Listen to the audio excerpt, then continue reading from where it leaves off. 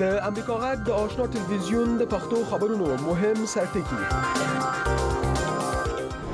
America's enemies must never know our plans or believe they can wait us out.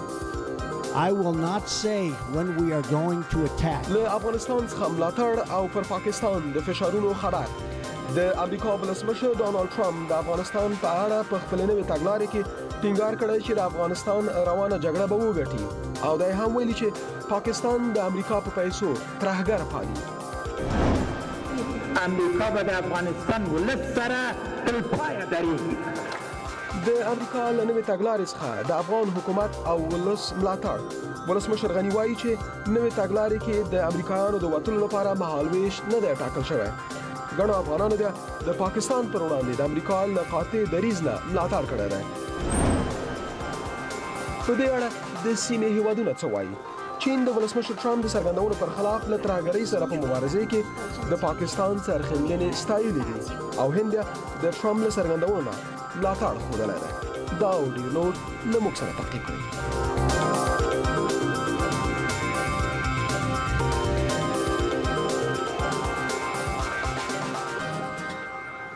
السلام علیکم، ماښام بخیر. زه احمد شکیب دوست یم. روانې خبرونه کې د افغانستان په اړه د امریکا د نوې ستراتیژۍ او د افغان حکومت او نړیوالو خبرګونونو خاص ریپورتونه لرو. په ورته وخت کې زما همکاران سید سلیمان آشنا او نسیم ستانزه له سپینې ماڼۍ او د کانګرس له ماڼۍ څخه به د نوې تګلارې په اړه مستقیم ریپورتونه ولري. هیله ده تر پایه مو ملتیا وکړئ.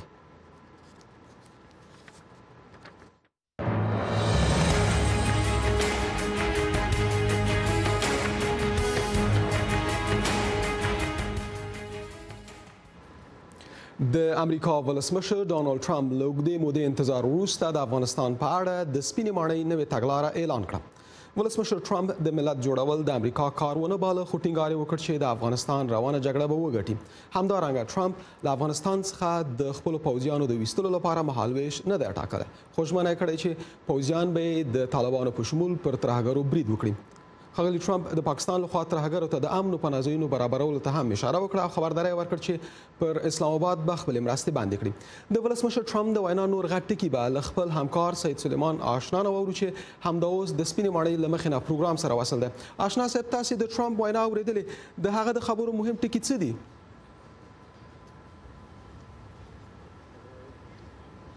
جمهور رئیس ټرمپ دا بیخي واضح کړه چې په افغانستان کې به امریکا حضور دوام پیدا کړي او په پاکستان به فشار زیاتی. جمهور رئیس ډېر په قاطع ډول په خپل وینا کې دا واضح کړل چې هغه ترهګرو ته به وایي پټ ځایونه به ختموي چې هلته دوی روزل کېږي، پالل کېږي او د امریکا دپاره تهدید پیښوي. جمهور رئیس ټرمپ په وینا کې څو ډېر مهم ټکي دي، اجازه راکړئ چې څو تاسو ته ډېر واضح کړم او لیدونکي وګوري. یوه په دې نیم ساعته وینا کې چې مهم ټکي هغه دا و چې د افغانستان جګړه به په بریالیتوب سره پای ته رسوي. دویم دا چې عسکر به په بیړه باندې د افغانستان نه وځي، بل دا چې راتلونکي کې شرایطو ته په کتو باندې پریکړې کوي او طالبانو ته به اجازه ورنکړل شي چې بیا په افغانستان کې واکمنۍ ته ورسیږي. دوهم تر ټولو مهم ټکی چې هغه په د تاکید ډیر کړی دی هغه دا دی چې پاکستان باید هر څه زر ترهګرو ته د پناه ورکول ختم کړي. د هند نه هیله کړې ده چې د افغانستان په اقتصادي وده کې کومک وکړي. د افغانستان حکومت باید د پام وړ اصلاحات رامنځته کړي او امریکا د دې نه وروسته هیوادونه نه جوړوي بلکې یوازې ترهګر به وژني. زه د لیدونکو نه هیله کوم چې په تفصیل سره د جمهور رئیس د وینا ځینې مهم ټکي په دغه راپور کې واوري. The President of the United States. جمهور رئیس ټرمپ د واشنگټن په وخت د دوشنبه ماښام 9 بجې د ورجینیا د ارلنګټن ښار په فورت میر نظامی قرارګاه کې نیم ساعت وینا وکړه او د افغانستان او جنوبي اسیا د لپاره د خپل حکومت تګلاره روښانه کړه. هغه ویلي هغه جګړې ته به دوام ورکړي چې یو وخت یې بالکل بې ځایه ګڼلې وه.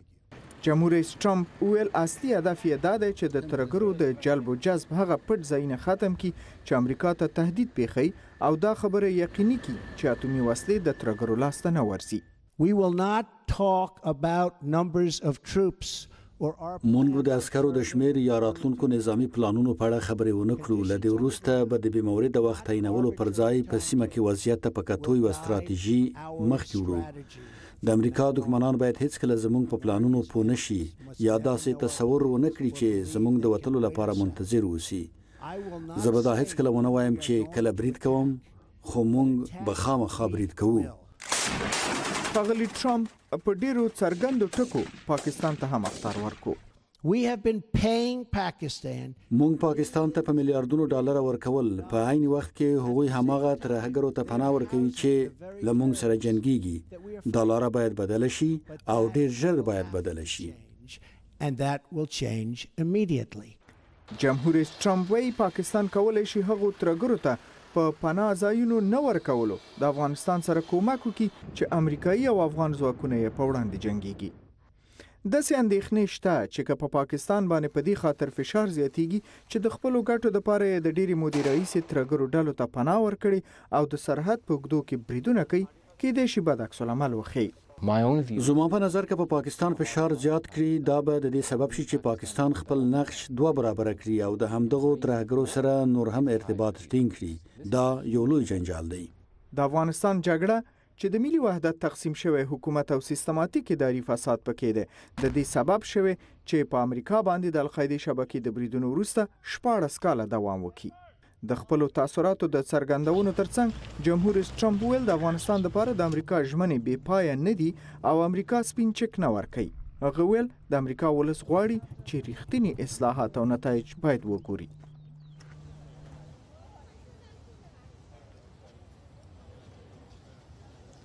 بالکل د ډیر وخت دا توقع کېدل چې جمهور رئیس ټرمپ د افغانستان په اړه، خصوصا د افغانستان جګړه چې یادېږي په دې اړه خپل د حکومت دریځ روښانه کړي او واضح کړي. په دې کې څو ټکي بیګاش په وینا کې واضح کړل. یو دا چې د افغانستان جګړه په داسې ډول باید ختمه شي چې دغه ورکړل شوی قرباني ارزښت بیا ولري او هغه نتیجه ترلاسه چې ارزښت ولري. ترڅنګ د عراق تجربه به نه تکراري او د خپل جنرالانو چې هلته په جګړې ساحه کې دي د هغوی مشورو او خبرو او ارزونو به ډیر ارزښت ورکوي. دوست ډیره زیاته مننه د امریکا غږ همکار سید سلیمان آشنا و چې د ټرمپ د وینا مهم ټکي بیانول. آشنا صاحب ډیره زیاته مننه. خو د نوې تګلارې په اړه د افغان دولت غبرګون څه دی؟ د افغانستان ولسمشر محمد اشرف غني د افغانستان او جنوبي اسیا په اړه د امریکا د نوې تګلارې هرکلی کړی دی. ولسمشر غني چې کندهار ته په یو سفر تللی دی ویلي چې نوې تګلارې کې د امریکایي پوځیانو د وتلو مهالویش نه دی مشخص شوی. ولسمشر غني ویلي چې د نوې تګلارې پر بنسټ به د افغان ځواکونو د روزلو ماموریت قوي شي او د خاصو ځواکونو شمیر به 2 چنده شي. زه د امریکې له دون ولسمشر او ټول امریکای امنیتي کابینه او سیاسي برخه نه چې دې برخه کې موږ سره په وضاحت او په شفافه توګه ودرېدل د زړه کومې مننه. پیغام یوازې دا نه دی چې دوی موږ سره درېږي، پیغام دا دی چې افغانستان کې به د تلپاتې سولې حمایت کوي.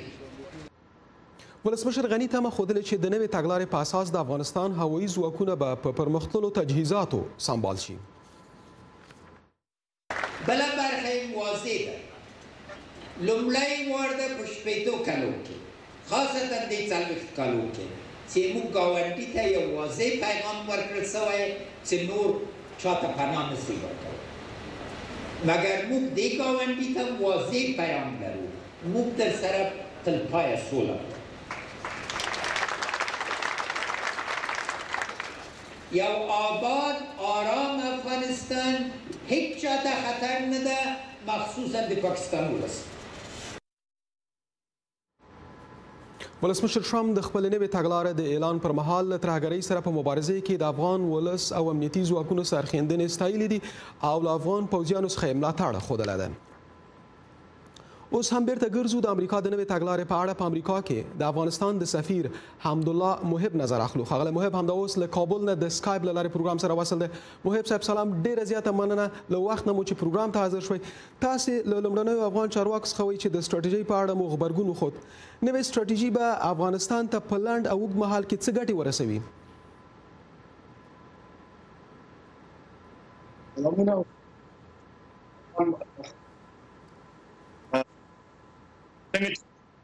روس خبر جمهور هم نه د دغه حرکت کړی دی، له مو اساس دی.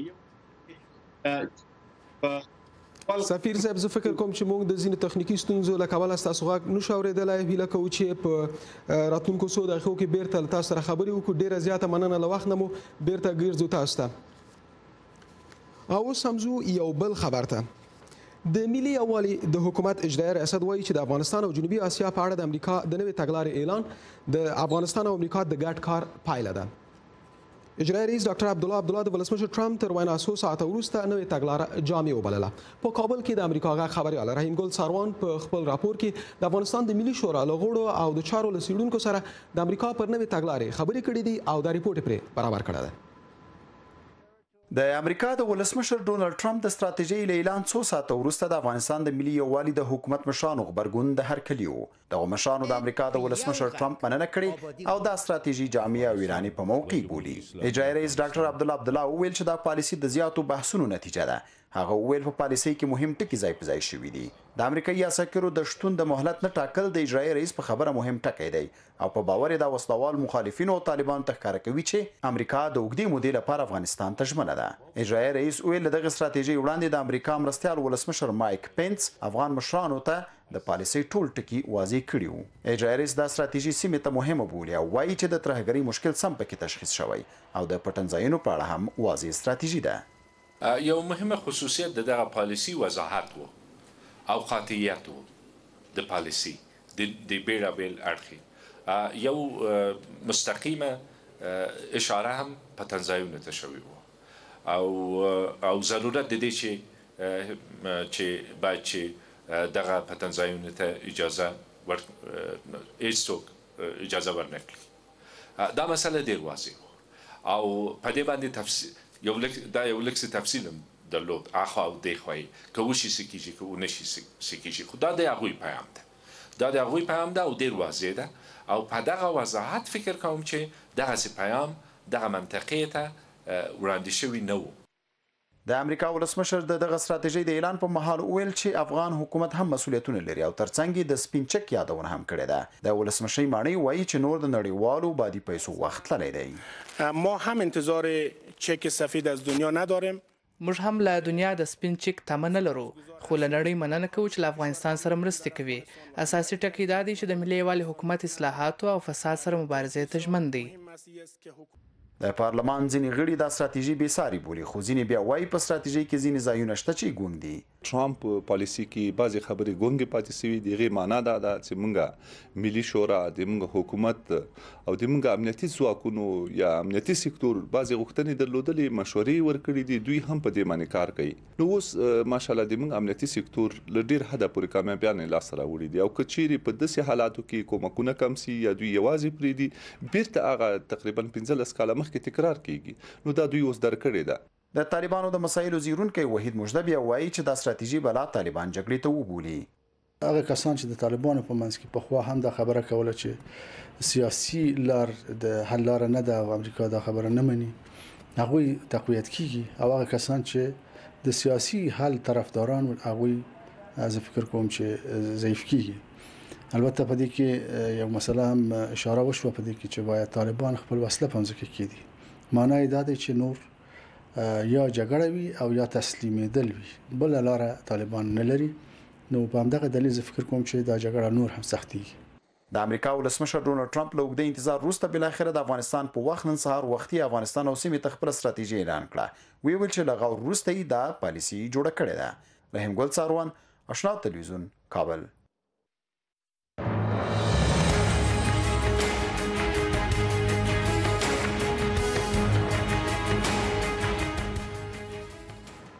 اوس هم راځو د ستراتیژۍ د اعلان نه مخکې د ډونالد ټرمپ خبرو ته. ډونالد ټرمپ مخکې له دې چې د امریکا ولسمشر شي ویلي و چې امریکایي ځواکونه باید له افغانستان نه ووځي.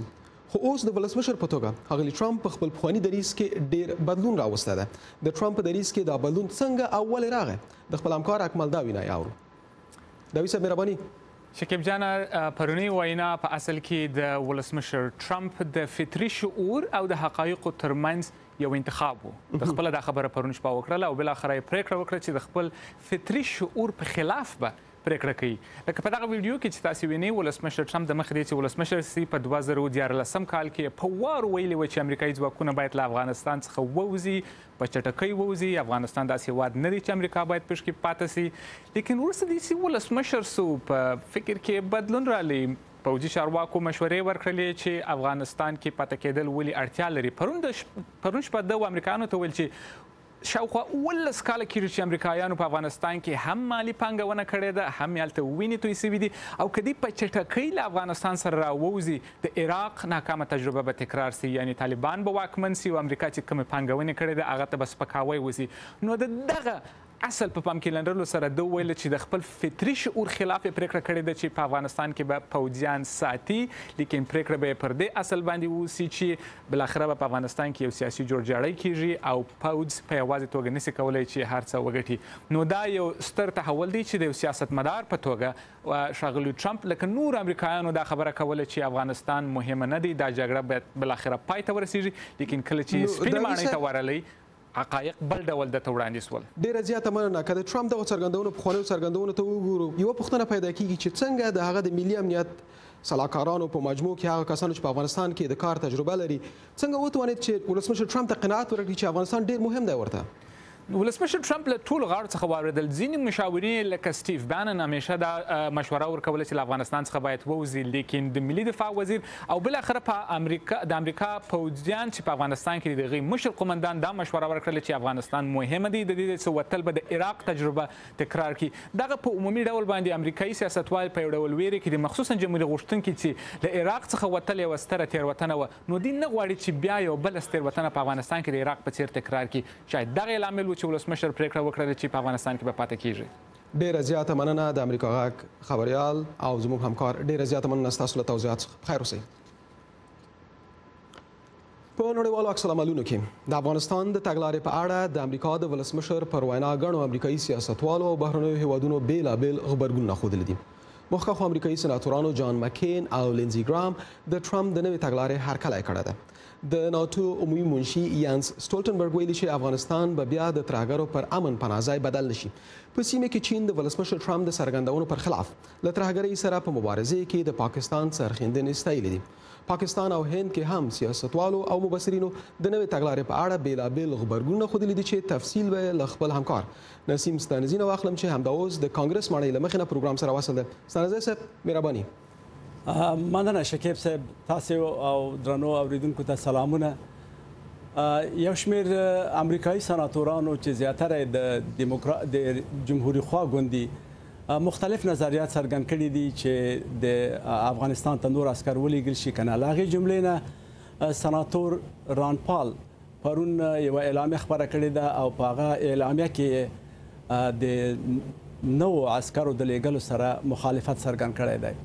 ران پال وایي د افغانستان ماموریت اوس بې معنا دی او زما په فکر دغې جګړې ته د نورو عسکرو د لېږلو پرېکړه بیخي مناسبه نه ده.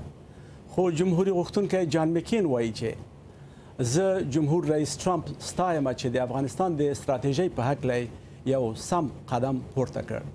سناتور لینسي ګراهم په خپل ټویټر کې لیکلي دي چې جمهور رئیس ټرمپ د سوریې څخه نیولې تر افغانستان پورې د افراطي اسلام په مقابل کې مبارزې ته لیوالتیا وښودله او دا کار جمهور رئیس اوباما نه و کړی.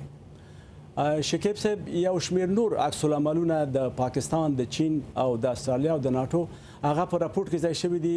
راپورټ به واورو. د ناټو رئیس یانس سټولټنبرګ نن د سې شنبې په ورځ د امریکا د ولسمشر ډانلډ ټرمپ د پلان هرکلی وکړ چې وایي نور عسکر به افغانستان ته ولېږي. هغه وویل ناټو به دې ته اجازه ورنکړي چې له افغانستان نه د ترهګرانو خوندي ځای جوړ شي. یانس سټولټنبرګ وویل زموږ مقصد دا دی چې دا خبره یقیني شي چې افغانستان هیڅکله بیا د ترهګرو لپاره په خوندي ځای بدل نشي، ځکه هغوی به زموږ پر هیوادونو برید وکړي. هغه دا هم ویل چې ناټو اوس هم په افغانستان کې 12,000 عسکر لري. محمد امیر د پاکستان د سولې د انسټیټیوټ رئیس د امریکا د ستراتیژۍ په اړه چې د دوشنبې په شپه ولسمشر ډانلډ ټرمپ د سیمې په باب څرګنده کړله وویل چې د ولسمشر ټرمپ ادارې د افغانستان او پاکستان د پیچلو حالاتو په باب ساده او بسیطه نظریه خپله کړې ده. دا یوازې پاکستان نه دی بلکې په کار د متحده ایالاتونو اداره په افغانستان کې د سیمایي قوتونو نقش ته هم وګوري. امریکا په افغانستان کې د طالبانو قابلیتونه هم لیدلې وي. د هغو لامل دا نه دی چې هغوی په پاکستان کې خوندي ځایونه لري. ښاغلي امیر وویل پاکستان د افغانستان د حکومت او طالبانو ترمنځ په خبرو کې اسانتیاوي منځته راوستلی شي. ولسمشر ډانلډ ټرمپ په پرونی وینا کې په صراحت وویل چې د بنور د پاکستان د خوندي ځایونو په باب چوپ خوله پاتې نشي. ښاغلي ټرمپ خبرداري ورکړ چې پاکستان د ترهګرو ته پناه ورکول بند کړي. خو چین د خپل متحد هیواد پاکستان دفاع وکړه. پاکستان د ترهګرۍ خلاف مبارزه کې د جبهې په اول خط کې دی. د ترهګرۍ خلاف جګړه کې په ډیره فعاله توګه هڅې کړې دي او ډېرې قربانیانې ورکړې دي. د سیمې او نړیوال سولې ثبات پر راوستلو کې مهمه ونډه اخیستې ده. د استرالیا د دفاع وزیر هم نن د سې شنبه په ورځ د ولسمشر ټرمپ د افغانستان د ستراتیژۍ هرکلی وکړ. استرالیا د ولسمشر ټرمپ د وینا هرکلی کوي. په خاصه توګه له ناتو سره په افغانستان کې د ګډ فعالیت هرکلی کوي. دا د استرالیا یوازینۍ اوږده جګړه ده. موږ اوس هم د قاطع ماموریت ملاتړ کوو. خو د چین برعکس هند پاکستان از ا سیف هیون فور ټیرریسټ په افغانستان کې د ولسمشر ټرمپ د پالیسیو هرکلی کړی دی. ستانزه صاحب د هند د رئیس د ولسمشر ټرمپ د وینا په اړه څه ده او د هند ستر اندېښنه څه وه؟ د هند د رئیس د ولسمشر ټرمپ د وینا په اړه ډیر مثبت دی او هرکلی کړی دی. په تیره کله چې پرون ولسمشر ټرمپ ویلي چې دی به افغانستان ته نور عسكر ولېږي او له شرایطو سره سم به دغه پالیسي پر مخ بیایي. د هند ستره اندېښنه دا وه چې که چیرې امریکا لکه څنګه چې پخوا اعلان کې د افغانستان نه وځي نو پاکستان ته به لاره خلاصه شي چې په افغانستان کې لا زیات لاس ولري، مداخله ولري او هند سره دا هم ویره وه چې کېدای شي افغانستان بیرته د ترهګرو په یوه خوندي ځای باندې بدل شي. اما کله چې ولسمشر ټرمپ دا پرونی ستراتیژي اعلان کړله هند ته ډاډ ورکړ چې تاسو کولای شئ چې نور هم په افغانستان کې با مقصده همکاري خپل زیاته کړي. نو د هند اندېښنه تر زیاتې اندازې پورې رفع شوله. شکیب صاحب ډیره زیاته مننه. د امریکا غږ همکار نسیم ستانزه صاحب کور مو ودان بخیر اوسئ. مننه تاسو نه هم صاحب. هخوا د افغانستان ولس هم د امریکا د نوې تګلارې په اړه غبرګون ښودلی دی. د کابل یو شمېر ښاریانو له ولسمشر ټرمپ څخه غوښتي دي چې له ترهګرۍ سره په مبارزې کې جدي اقدام وکړي. د ښځو د حقونو فعالانو هم د تیرو کلونو د لاسته راوړنو پر ساتلو ټینګار کړی دی.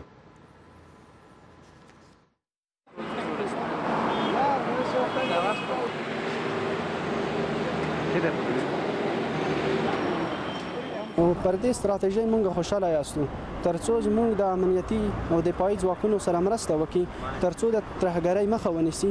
کوم ځای کې چې د ترهګر دي هغه باید په نقشه کې نه په افغانستان کې ځکه چې مرکزونه په خارج کې دي.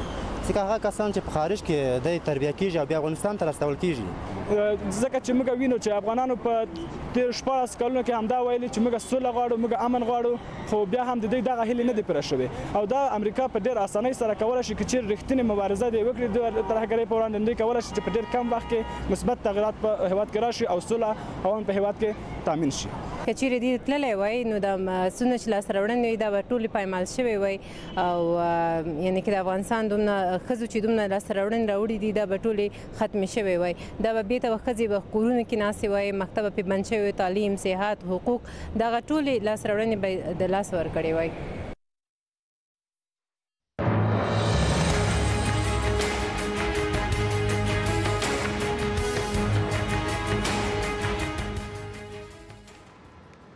اوس هم راځو د ولسمشر ټرمپ د وینا یوې بلې برخې ته، البته مهمه برخې ته. د امریکا ولسمشر ډونالډ ټرمپ د خپلې تګلارې د اعلانولو پر مهال ټینګار وکړ چې افغانان باید په خپل برخلیک یا سرنوشت وټاکي. د ټرمپ وینا د افغان ولس دنده ده چې څنګه ژوند غوره کوي او څه ډول سوله تامینولی شي. د ولسمشر ټرمپ د همدغو څرګندونو په اړه دلته په سټوډیو کې د یوې افغانې سوداګرې زکي وردک نظر اخلم. منوان وردک صاحب ډیره زیاته مننه، پروګرام ته بخیر راغلی. زما سلامونه ومنئ. د دغو لاسته راوړنو ساتل څومره مهم دی، په خاصه توګه د ښځو د حقونو ساتل؟ لکه څنګه چې تاسو ته معلومه ده په افغانستان کې موږ ډېرې زیاتې لاسته راوړنې درلودلې. په دغو 12 کالو کې پارلمان جوړ شول، یو قانون اساسي جوړ شول، بعضې د افغانستان د سوداګرۍ ښځو دپاره ډېرې لارې خلاصې شولې.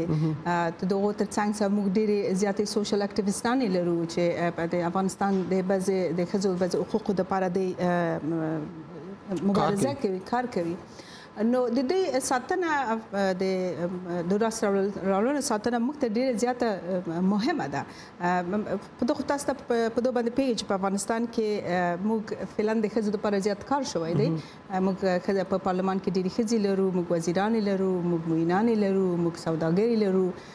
د هغه ښځې چې نن ورځ د کور نه بیرون ته وتلي دي، یعنی سوداګري کې یو لاس کاله مخ ته کار امکان نه درلودلو، او یعنی هغه نجونې چې اوس فعلا افغانستان کې د افغانستان نه بیرون ته وځي او خپل تحصیلات ادامه ورکوي، هغه یو لاس کاله مخ او 12 کاله مخ امکان نه درلوده. لیکن د خصوصا د ښځو د حقوق د ساتلو لپاره موږ امنیت ته ډیر زیات ضرورت لرو. خو دا خو د ښاري سیمو بحث د ښاري سیمو کې ښځې په یو شکل نه په یو شکل دوی امکانات ته لاسرسی لري، درس ویلی شي، خو په کلیوالو سیمو کې ښځې همدا اوس هم ستونزې لري. تاسو هلته په کابل کې له کلیوالو ښځو سره په تماس کې یاستئ، د هغوی ستونزې څه دي؟ ډېرې زیاتې ستونزې لري. ما تر اوسه پورې چې په بعضې تلویزیونو کې چې ما مرکې شوي دي، ما هم دغه ویلي دي چې په افغانستان کې د همچنان د نړیوال او همچنان په خپل افغانستان کې حکومت ډېر زیات توجه د دی په د افغانستان په ښارو کې، خصوصا یو 6 ولایت دي چې هغه د ټولو د افغانستان نمائندګي نشي کړلی، په هغو باندې دي. لیکن هغه ښځې چې په جنګ څپلو مناطقو کې اوسېږي او په بد حالت کې اوسېږي، د دوی ژوند او زندگی ډیره زیاته خرابه ده او هغه ته خاصه توجه نه ده شوې. د ما یعنی خواهش د خپل دولت نه او همچنان د نړیوالو نه دغه ده چې د دې زیاتره توجه هغه ښځو ته وشي چې په ځپلو مناطقو کې اوسېږي، په خاطر د دوی چې هغه ښځې چې هلته کونډې دي یا مثلا بېوزله دي یا څوک چې نه لري، دی حتی په دوی باندې نه پوهېږي چې سره هم د خپل ژوند هغه اولي ضرورت سره بلکل هلته په کلیوالو سیمو کې ښځې صحي خدماتونو ته هم لاسرسی نه لري.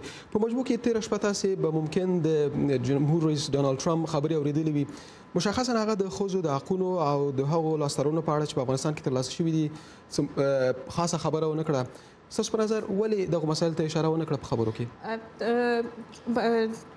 ولسمشر ټرمپ د موضوع ته اشاره ونه کړله، لیکن هغه موضوعاتو ته چې د اشاره وکړله هغه په خپل د ښځو په د موضوعاتو باندې ډېر زیات ارتباط لري او په باندې تړلی دی.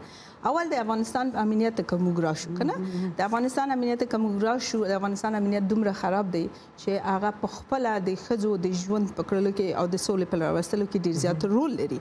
د بعضې خاصې نقاط ته چې ټرمپ اشاره وکړله، اوله دا و چې د 19 کاله جنګ چې په افغانستان کې دی کړی و او دی نه غوښتل چې په د 19 کاله جنګ چې دی کړی دی په هغو کې دی ناکامه پاتې شي، او په د 19 کالو کې هغه رئیس جمهوران چې سابق د امریکا ته راغلي وو، شاید اډوایزران داسې اډوایزرانو دې ته یو اډوایز ورکړي چې داسې یو جدي تصمیم ونیسي او یا په خپله بې علاقه مني، لیکن د یو ډېر جدي تصمیم ونیسي، پاکستان ته اخطار ورکړلو.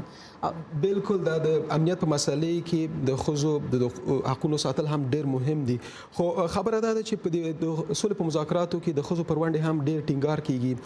په خاصه توګه د افغانستان حکومت او یا نړیواله ټولنه د ښځو د مشارکت په اړه څه کړي دي؟ لطفا په لنډه توګه. تاسو ته معلومه ده چې لکه په هر کار کې چې نارینه یو مثبت رول لوبولی شي، په هغو کې ښځې هم مثبت رول لوبولی شي، او په خصوصا د صلح په مذاکراتو کې ښځې کړلی شي چې په مختلف ډول باندې مختلف رولونه ولوبوي. لیکن زیاتره په یو خبره ده چې په افغانستان کې ښځې ډېر زیات سمبولیک رول تر اوسه پورې لوبولی دی، او د دو سمبولیک رول نه باید ښځې راووځي. مثلا ټولې ښځې چې وخت چې غواړي چې په صلح په راوستلو کې د اشتراک دی په تنه په صلح عالی شورا باندې د ارتباط نه لري. د سمبولیک خبره کېږي دا هم د ښځو پورې اړه نیسي چې دوی هم خپل کار وکړي او حکومتونه او نور خواوې چې هم دي. ډېره زیاته مننه کوم ستاسو له حضور نه او له راتګ نه مو کور مودان بخیر اوسئ. درنو لیدونکو د نن لپاره مو خبرونه هم همدومره و. تر دې دمه مو له مالتیا منندوی یم. تر بیا.